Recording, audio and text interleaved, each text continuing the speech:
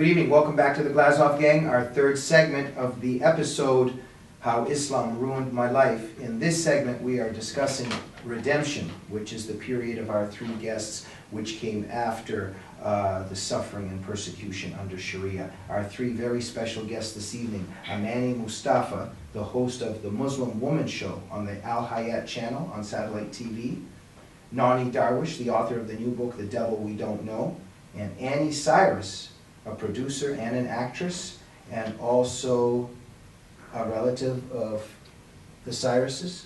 No. No? Okay. Are you sure? Positive. Okay. Ladies, welcome back to the program. Thank you. Glad to be here. The best way, I think, to start this segment is that tremendous suffering that you've mentioned, but very uplifting themes when in the last segment you discussed your first contact with freedom. So let's begin with that very briefly, and then you can get into the theme of redemption. But Nonie was saying, and I have my own even as a little boy, but my parents, when we came from the Soviet Union, out of the forced marriage, the beatings, the hatred, let's begin a little bit with your contact with the oxygen of liberty and freedom, and then the road to redemption. Well, that would be a little bit before LAX in the airplane. I think the story that will stay with me for the rest of my life is when for the first time I took my veil off in the airplane. And I was with my children. My son was 7, my daughter was 6. My son was raised to be a devout Muslim, and for the first time he sees his mother's hair in public. And I took off my veil, and he looked at me and he said, "Mom, you're gonna go to hell." And I said, "Son, we just left." And he remembers this to this day. As my son graduates from his college, he's a pastor now, and he wrote me a poem, and part of it was, "She taught me freedom by the freedom of her hair." I remember for the first time thinking, no one can tie me down with this again, no bondage again. That doesn't prove to be true, because shortly after, in 1 year, I would go across America in hiding for another 10 years of my life, chased by Muslims. But let's stay on the redemption side. Through the 10 years of me hiding from Muslim fanatics that wanted to kill me and kidnap my kids and take them back to their father in Egypt, through that time, God changed my life, my heart towards Muslim.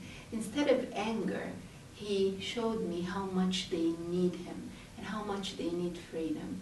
So I was offered an opportunity to become a part of Al Hayat channel and Ministries Network. And it's a ministry that reaches out to Muslims all over the world. 85% of the world watches us. And our goal is to offer them the breath of freedom, that they need to know the truth of the evil teaching of Islam, and they can make their own choice. I am the host of the Muslim Woman Show today, and every show I end with this phrase: with Christ, you have a choice. Because a Muslim woman never knew she had a choice. She was always told, you don't have a choice, you do what you're told. Her husband made her pray because he has authority to order her death by the Islamic law. Thank you, Amani. And the tragedy is that under Islam, you are offering a choice, the West offers a choice, Christianity offers a choice, but Islam does not offer a choice, because if you leave Islam, like all three of you did, there is a death sentence waiting for you. Can I say one more thing? Yes. Imams tell us today on all media, they say, there's no compulsion in religion. Yes, he's right. There's no compulsion in religion to make you come through. But once you're in, all the Islamic commentary says that there's no compulsion coming in, but there will be compulsion trying to get out. And the Imams teach that. And that's a very powerful point, Amani. And also, while there might not even be compulsion coming in, there's a lot of coercion and persecution, because under Sharia there's a disadvantage to being a non-Muslim. Absolutely. Big time. Nonie? Well, I'll go back to just I remember being in the American embassy, filling out papers to immigrate to America. And I happened to see a woman who was working in the embassy, an Egyptian woman who knew me. She used to work with me as a journalist. And she saw me and my Christian husband, who was not my husband at that time, but she knew I was going to marry him in America. And she told me, is he going to convert? She was behind the counter and she knows that they recorded maybe here. She told me, can you go to that corner there?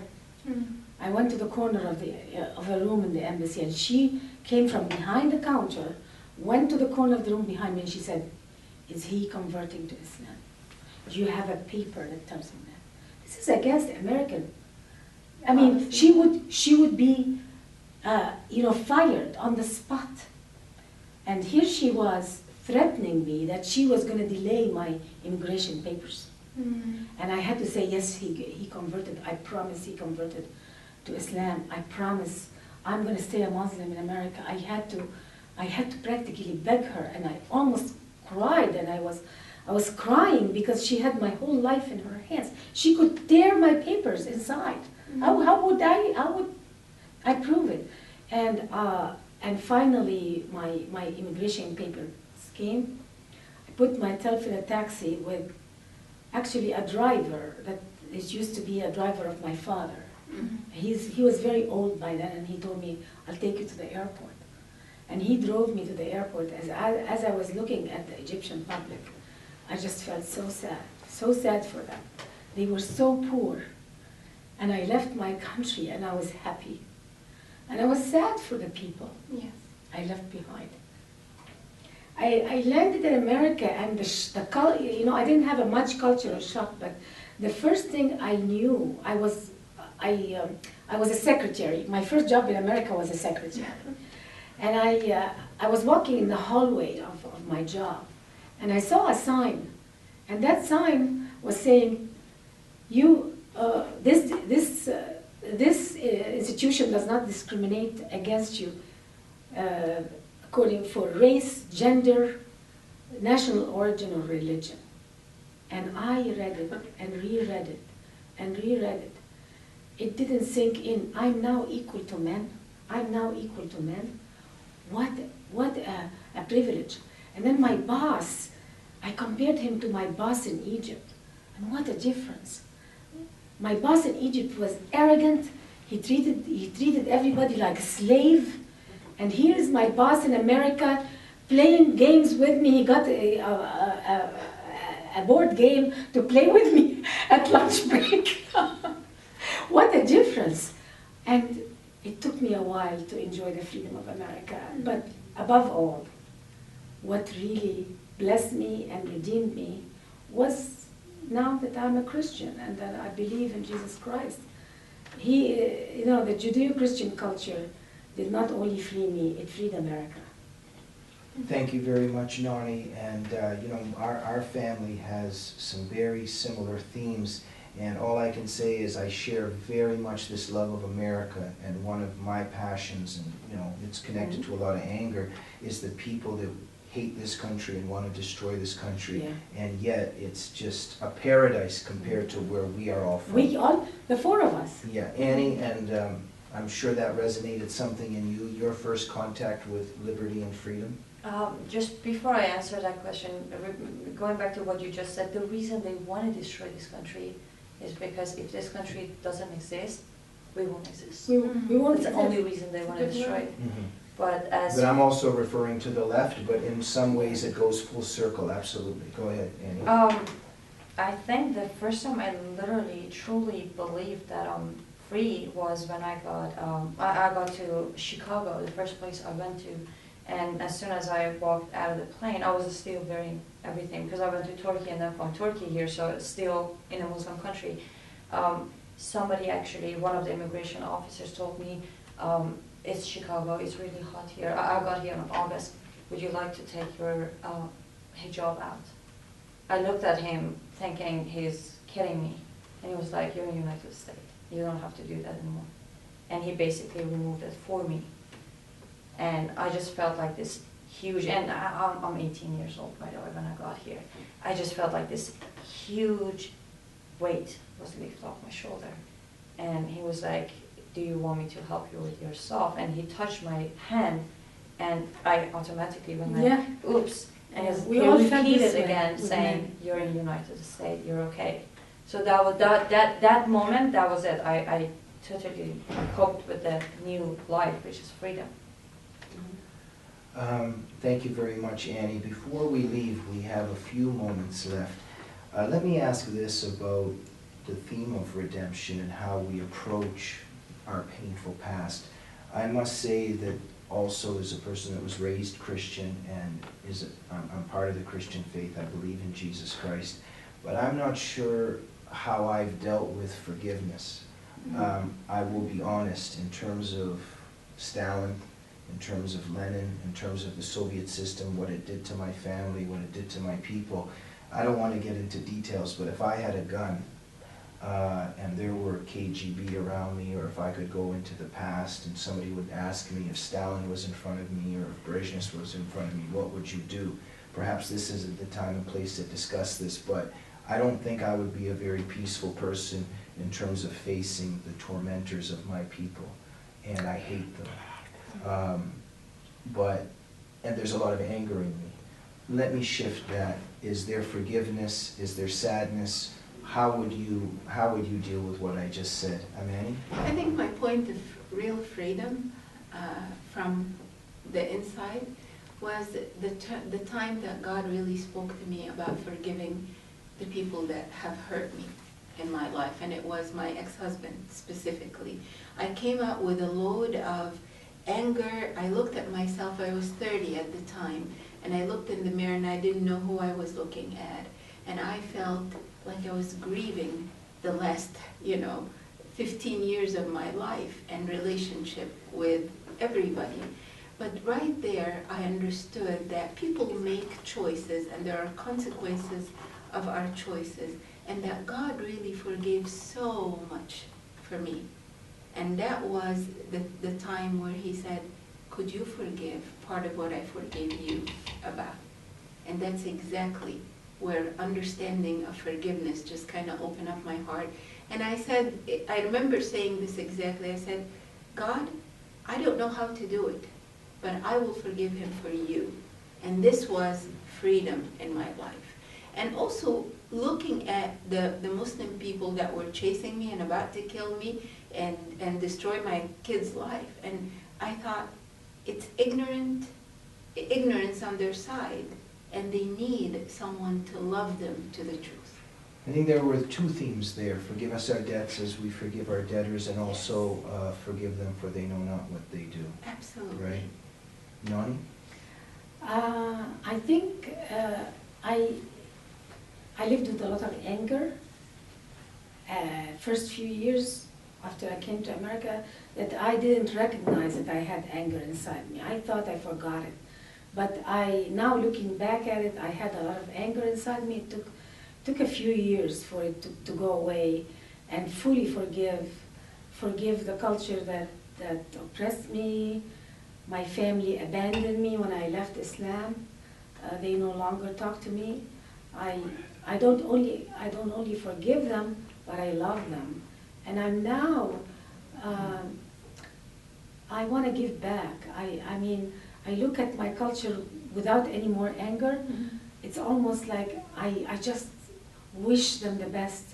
When the riots of the revolution happened a year ago, I looked at the people in Tahrir Square and I just felt so sorry for them. Because I know what they feel exactly. I know exactly what they feel. And Islam has robbed them of their humanity. And it's only through forgiveness that I am healed. I'm healed through forgiveness. And I'm praying for them. Thank you, Nonie. Annie? Sadness, anger, longings for revenge, or... I do have the anger. However, one day, about a few months after I got here, I decided not to think about it as much, because here's what I think. They wasted 14 years of my life. I'm not going to let them waste another minute. Thank you very much, Annie. And before we go, maybe 20, 30 seconds from each of you, although we're running over time.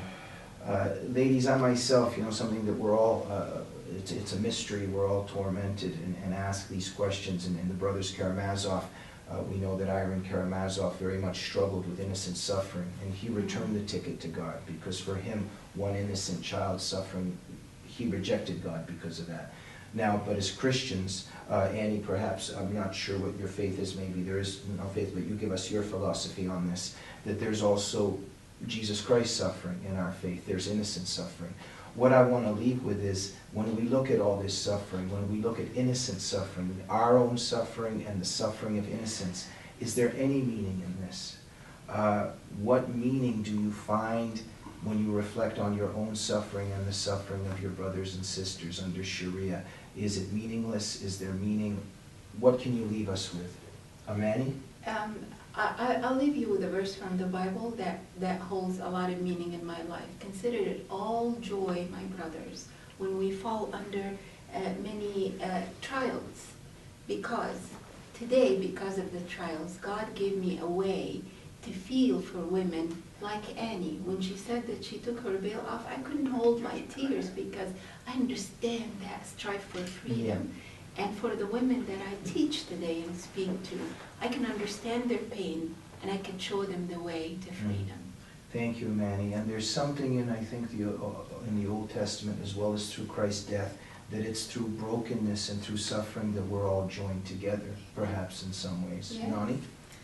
I'm just praying for the Egyptian people and the Muslim people in general to understand what their true enemy is. Because I see them going in circles like a dog chasing its tail. And I just pray for them to understand what their problem really is. It's Islam, it's Sharia that's causing their problem. It's not America, and it's not Israel, and it's not bad luck. It's look at what your real problem is. It's the oppression of Sharia. But Nani, briefly please, in terms of your own suffering and the suffering that has occurred and continues to occur, do you find any meaning in it? Yes, this suffering made me who I am. I'm now committed to bringing out the truth. Yeah. I'm dedicating my whole life now to bringing out the truth, to helping apostates, especially people who left Islam, and I'm actively helping a few of them. Okay, Annie? To me, I think the point of it, personally me, is that now I appreciate every single opportunity that I'm given. But for other is the same thing as you said, is that now I know the feeling, I can touch it, I went through it and survived it, so I can help many people, whomever need help, I can help them to do the same thing, survive it, and have a life on their own. Amani, Nani, and Annie, thank you very much. You are three very special people, and not just survivors, but soldiers. Thank you for joining us. And thank you very much. Join us next week for another edition of the Glazov Gang.